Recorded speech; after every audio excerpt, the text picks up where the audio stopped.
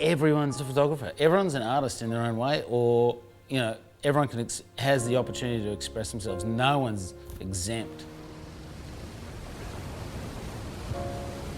It's an extraordinary thing. It's only very recent history that we can actually freeze a moment and have it right there without having to spend hours painting it.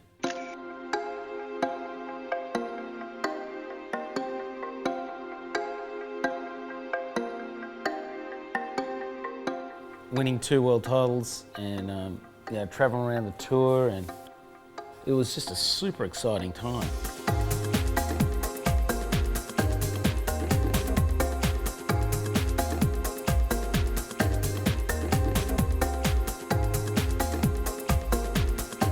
I think photography was just, it enabled me to engage with a bit bigger world. I think I didn't really like shooting surfing. From time to time I would, or I'd shoot people around it, but I'd like to get away from it. So it was actually offering me another world.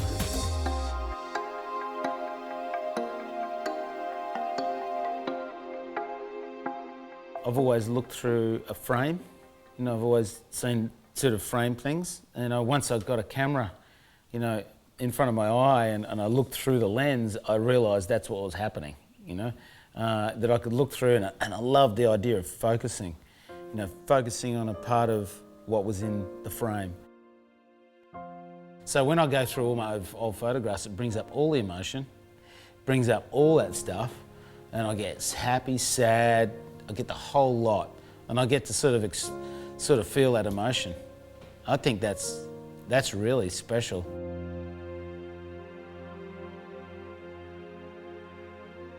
This photo is of Pedra Branca. It's rocks in the middle of the ocean, and this one in particular is special because we surfed off it with a storm surfers mission down there off Tasmania. It was crazy, yeah.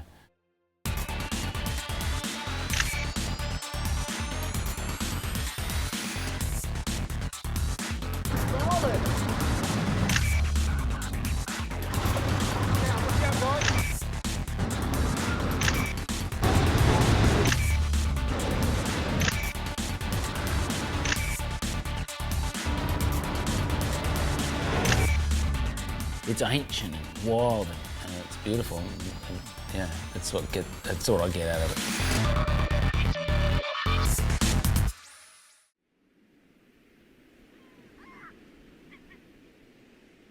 Ross's need for speed. It's a part of every cell of his body, you know.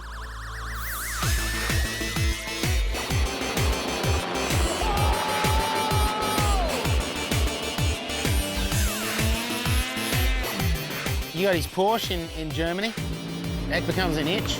You know he's gonna scratch that one. You got big waves, that becomes an itch. That's gotta be scratched. Riding a massive wave and going really fast and feels like you're accelerating. I guess it's a bit like falling from the sky if you've ever jumped out of a plane. Just keeps the speed and all the wind is blowing your head back, and you feel the G-forces, and it's that edge of where you could just completely lose it. I imagine what it must be like entering the Earth's atmosphere and your tiles of your spaceship are flying off. It feels like the fiberglass is going to peel off your surfboard.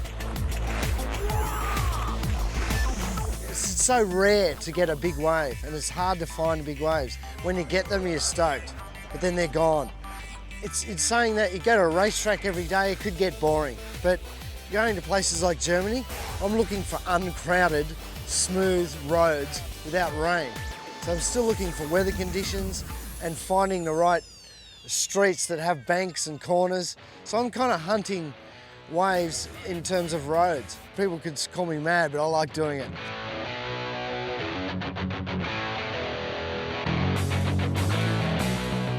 One of the coolest things we got to do this year was an opportunity to drive a V8 supercar.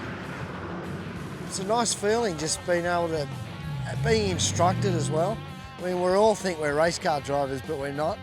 It's about being smooth, which I'm not, and just manhandle it, and I want to drift, and it's not about that. I mean, it was was a learning experience.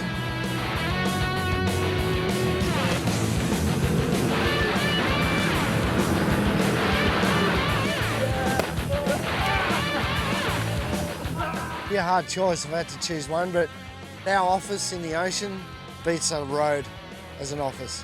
So I'd have to take big wave surfing.